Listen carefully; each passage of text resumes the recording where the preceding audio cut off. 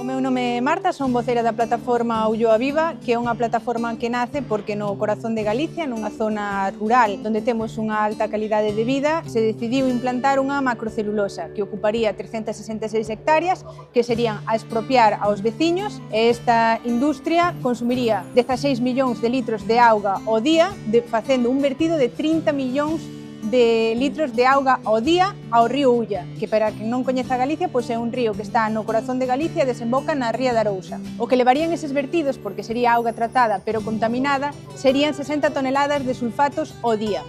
A maiores tería unha chimenea de 75 metros polos cuales vertería 8.754 kilos de gases contaminantes tamén ao día. Ante esa ameaza, o que fixemos a veciñanza foi xuntarnos e intentar loitar. Primeiro fixémolo chamando ás portas da administración, da cal non recibimos ningunha resposta. Entón, o que fixemos foi directamente agruparnos e tirar man de outras asociacións que xa levan no tecido galego máis anos e decidir facerlle fronte ao que consideramos que a imposición pola forza dunha industria altamente contaminante que acabaría co modelo socioeconómico que construímos entre todas, enfermaría as persoas do territorio e tamén hipotecaría de maneira